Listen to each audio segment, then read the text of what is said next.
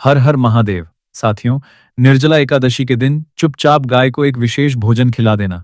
यह एक छोटी सी चीज आपके साथ जन्मों की गरीबी दूर हो जाएगी। चाहे आप 5 लाख भी मांगे तो भी मिल जाएगा और आपके जीवन में कभी धन धान्य की कमी नहीं होगी। माता लक्ष्मी का ऐसा आशीर्वाद आपको प्राप्त होगा कि आपका जीवन सुख, शांति और समृद्धि से भर जाएगा। जी हाँ साथियों, पूरे 100 वर्षों के बाद इस निर्जला एकादशी पर एक विशेष महायोग बन रहा है और यदि आपने इस दिन गाय को यह एक छोटी सी चीज खिला दी तो साथियों, आपको जिंदगी में कभी पीछे मुड़कर देखने की जरूरत नहीं पड़ेगी। आपके सभी दोष जड़ से खत्म हो जाएंगे। चाहे वह ग्रह दोष हो, चाहे पितृ दोष हो, चाहे वास्तु दोष हो, सभी दोष जड़ से मिट जाएंगे। और देखिए, माता लक्ष्मी और भगवान विष्णु की ऐसी कृपा होगी कि आप अपने जीवन को एक बहुत बेहतरीन मुकाम पर लेकर जाने में सफल रहेंगे। साथियों, जो लोग कर्ज से परेशान हैं, जो लोग बीमारी से परेशान हैं, जिन लोगों के घर में आए दिन लड़ाई, झगड़े, क्लेश और विवाद होते रहते हैं, परिवार के लोगों के बीच मनमुटाव होता है, परिवार की एकता पूरी तरह से बिखर गई है, आए दिन घर में छोटी छोटी बातों को लेकर खींचातानी होती रहती है, पैसा हाथ में आता है लेकिन टिकता नहीं है, शरीर को बीमारियों ने चारों तरफ से घेर लिया है, तो साथियों, आज इन सभी समस्याओं का समाधान मैं आपको बताने वाला हूं। आखिर कौन सी वह छोटी सी चीज है जो आपको गौ माता को खिलानी है? इसी के साथ मैं इस उपाय से संबंधित नियम, संकल्प और सावधानियां तीनों चीज बताऊंगा। साथियों देखिए, उपाय तो आप कर लेंगे। उपाय तो बहुत साधारण है और बहुत सरल है, लेकिन इस उपाय के जो नियम हैं, जो सावधानियां हैं, जो संकल्प है, वही इस उपाय में सबसे ज्यादा महत्व रखते हैं। क्योंकि अगर आपने एक छोटी सी भी गलती कर दी जाने अनजाने में, तो इस उपाय का असर उल्टा हो सकता है। साथियों, आप सोच रहे होंगे कि आखिर निर्जला एकादशी और गौ माता का आपस में क्या संबंध है? तो इस संबंध की दोस्तों व्याख्या भी मैं इस वीडियो में करूंगा कि आखिर हम अगर ये छोटी सी चीज गाय को खिला दें तो हम अपने जीवन के सुख, शांति, समृद्धि और धन के मार्ग खोल सकते हैं। देखिए साथियों, हमारे हिंदू सनातन धर्म में बताया गया है कि निर्जला एकादशी बहुत ही विशेष स्थिति मानी जाती है। इसे ज्येष्ठ माह की शुक्ल पक्ष की एकादशी कहा जाता है। ये दिन पूरा शुभ मुहूर्त होता है। हमारे हिंदू सनातन धर्म में दोस्तों निर्जला का अर्थ है बिना जल के उपवास रखना, जो कि सबसे कठोर और फलदायी व्रत माना जाता है। पुराणों के अनुसार इस दिन जो भी पुण्य कर्म, दान, जप, तप या सेवा की जाती है, उसका फल अक्षय यानी कि हमें अनंत काल तक मिलता है। अगर हम इस दिन छोटी सी भी सेवा करें, भगवान का नाम लें या कुछ दान पुण्य कर लें, तो उसका फल हमें जीवन के अनंत काल तक मिलता है। साथियों, इसीलिए इसे अनंत फलदायी दिन कहा गया है।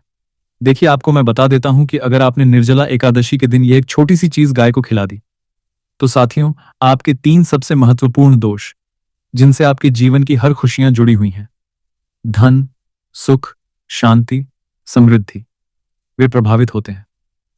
वह 3 दोष हैं: पितृदोष, ग्रह दोष और वास्तु दोष। जब यह तीनों दोष समाप्त हो जाएंगे तो आपके जीवन में धन आने के मार्ग खुल जाएंगे, सुख शांति आने के मार्ग खुल जाएंगे, आपके ग्रह क्लेश जड़ से खत्म हो जाएंगे और आप जीवन में वह सब कुछ हासिल कर पाएंगे जिसकी आप कामना करते हैं। तो साथियों देखिए, हमारे हिंदू सनातन धर्म में गौ माता का भी विशेष महत्व बताया गया है। अब आप यहां पर यही सोच रहे होंगे कि आखिर निर्जला एकादशी और गौ माता का आपस में क्या संबंध है? तो साथियों देखिए, मैं आपको वीडियो में आगे बढ़ने से पहले एक चीज बता देता हूं कि सिर्फ उपाय सुनना महत्वपूर्ण नहीं होगा।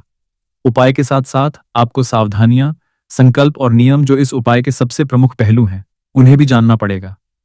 तो देखिए, वीडियो में आगे बढ़ने से पहले अगर आप सभी मेरा सम्मान करते हैं तो आप इस वीडियो को लाइक अवश्य कर दीजिएगा और कमेंट बॉक्स में 3 बार जय मां लक्ष्मी अवश्य ही लिखिए। माता लक्ष्मी आपकी सभी मनोकामनाएं पूरी करेंगी। आपके जीवन में कभी धन, धान्य, सुख, समृद्धि की कमी नहीं होगी। साथियों, अब मैं आपको बताता हूं कि देखिए, पुराणों में वर्णन मिलता है कि एकादशी के दिन भगवान विष्णु और माता लक्ष्मी की विशेष कृपा बरसती है। यह दिन भगवान विष्णु को अत्यंत प्रिय है। साथियों देखिए, बता देता हूं कि इस दिन तपस्या और त्याग की शक्ति को दर्शाता है। और यदि हम मां लक्ष्मी और गाय के बीच का संबंध समझें तो देखिए, निर्जला एकादशी के दिन किस तरह से एक विशेष संबंध माता लक्ष्मी और गाय के बीच बताया गया है। यह और भी गहरा और रहस्यमय हो जाता है। हिंदू शास्त्र में गाय को केवल एक पशु नहीं बल्कि माता कहा गया है और उसे कामधेनु का रूप माना गया है। कामधेनु वह दिव्य गाय है जो सभी इच्छाओं को पूर्ण करने वाली मानी जाती है। हमारे हिंदू सनातन धर्म में कामधेनु का भी विशेष स्थान है। देखिए साथियों, बताया जाता है कि पुराणों के अनुसार समुद्र मंथन के समय जब देवी देवताओं और असुरों ने मिलकर क्षीर सागर का मंथन लिया था, तब उसी से मां लक्ष्मी प्रकट हुई थी और उसी दिव्य प्रक्रिया से कामधेनु भी उत्पन्न हुई थी। तो इसका सीधा अर्थ यह है कि माँ लक्ष्मी और गाय दोनों ही दिव्य स्रोत से उत्पन्न हुई शक्तियां हैं। इसलिए जहां गाय होती है वहां माता लक्ष्मी का वास माना जाता है। इसीलिए हमारे हिंदू सनातन धर्म में यह भी बताया गया है कि जब भी गाय आपके घर के द्वार पर आए तो पहली रोटी गाय को हमेशा देनी चाहिए। आज भी कई सारे हिंदुओं के घर में पहली रोटी गाय की निकाली जाती है, क्योंकि गाय माता का सीधा संबंध माँ लक्ष्मी से होता है, या यूं कहा जाए कि गाय माता को ही माँ लक्ष्मी माना गया है। साथियों, कहा गया है कि गाय के शरीर में 33 कोटि देवी देवताओं का निवास होता है। उसके सींगों में ब्रह्मा, विष्णु, महेश, उसके माथे में भगवान शिव, उसके नेत्रों में सूर्य और चंद्र, और उसके शरीर में मां लक्ष्मी का निवास माना गया है। यही कारण है साथियों कि गाय की सेवा करना सीधे सीधे लक्ष्मी की सेवा करना माना जाता है। अगर कोई इंसान गौ माता को रोजाना एक रोटी दे और रोजाना गौ माता की पूजा करे तो उसके जीवन में कभी धन धारने की कमी नहीं होती है। साथियों, यह भी बताया गया है कि गौ माता को निर्जला एकादशी के दिन अगर आपने ये छोटी सी चीज खिला दी तो हमारे शास्त्रों में इसका भी बहुत महत्व है। पुराणों में यह कहा गया है कि यदि इस दिन कोई व्यक्ति दिखावे के बिना, किसी को बताए बिना, सच्चे मन से गाय को अगर आपने एक छोटी सी चीज खिला दी तो उसे अनंत पुण्य प्राप्त हो जाता है। अब देखिए साथियों, जो चीज आप सुनना चाहते हैं कि वह छोटी सी चीज क्या है, तो वह तो मैं आपको बता दूंगा। लेकिन देखिए, मैं जानता हूं कि आपके जीवन में आपको बिल्कुल भी खुशी नहीं है।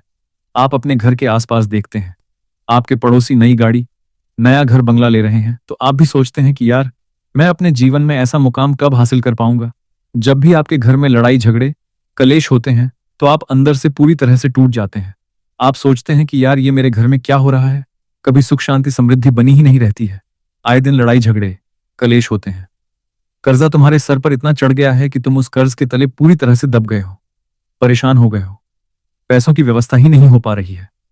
तो देखिए, अगर आपके हाथ में धन आता है लेकिन टिकता नहीं है, आप दिन रात मेहनत कर रहे हैं और आपका दिल इतना साफ और इतना पवित्र है कि आप किसी के साथ छल भी नहीं करते, लेकिन इसके बावजूद भी आपको कभी भी आपका फल नहीं मिलता है, तो देखिए, मैं हर समस्या का समाधान और हर समाधान के लिए अलग अलग उपाय इस वीडियो में बताऊंगा कि किस समस्या के लिए कौन सी चीज आपको गाय को खिलानी है।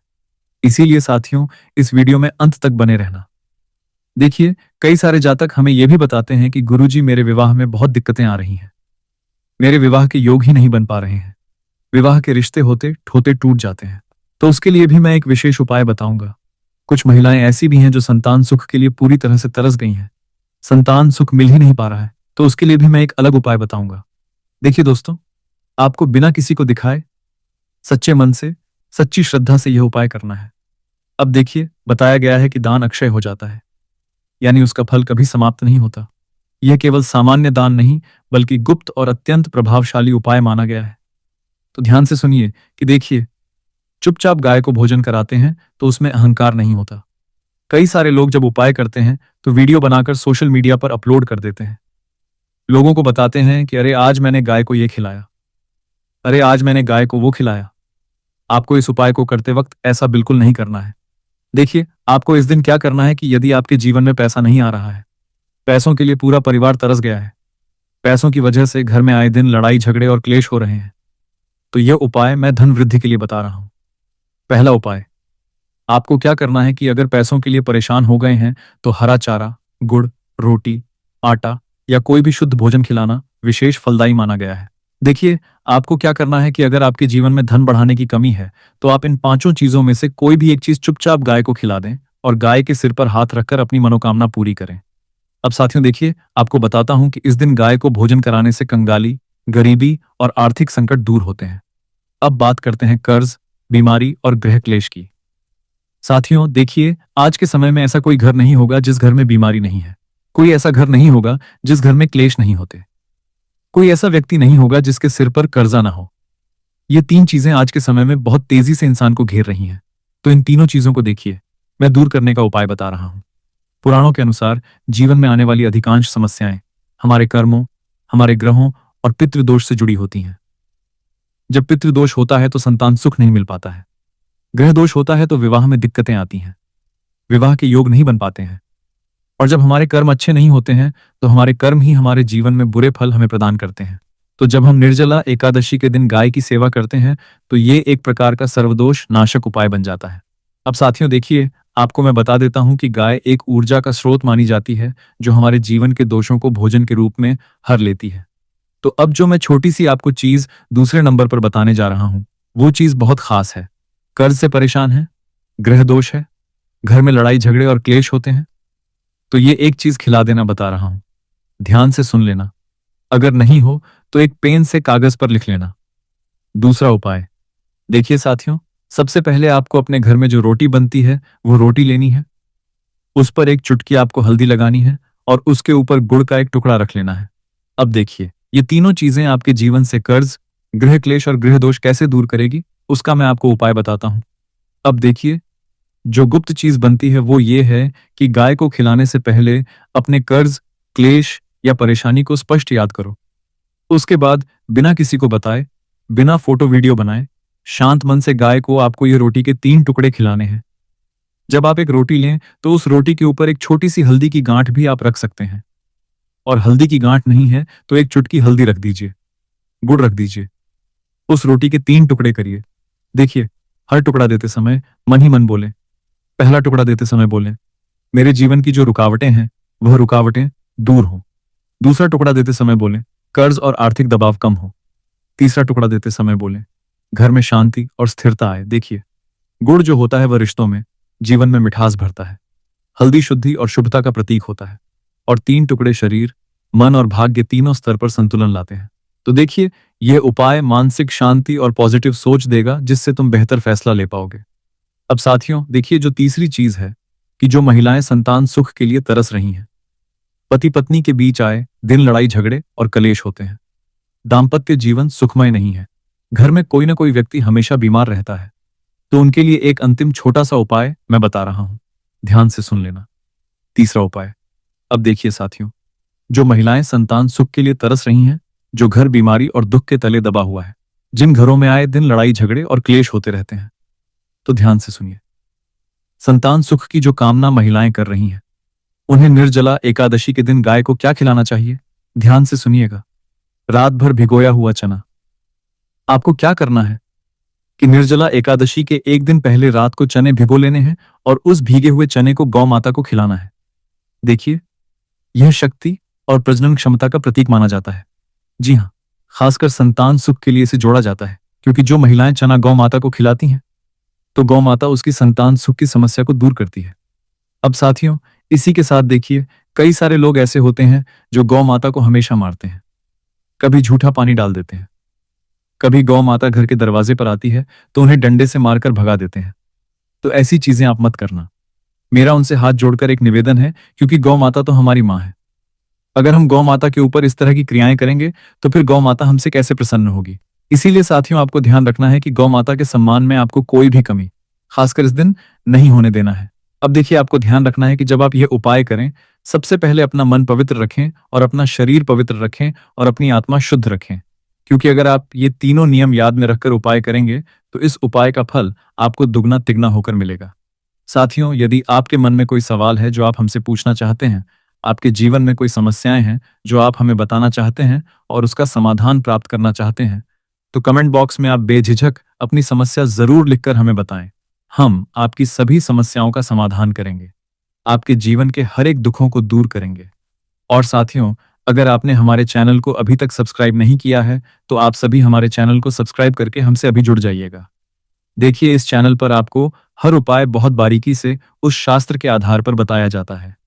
जो भी त्योहार आते हैं, हर त्योहार पर वो उपाय बारीकी से बताया जाता है। तो ये चैनल आपके जीवन को बदलने वाला एक माध्यम हो सकता है। इस माध्यम को आपको चुनना है। तो मिलते हैं आपके साथ अगले वीडियो में। तब तक के लिए राधे राधे। हर हर महादेव।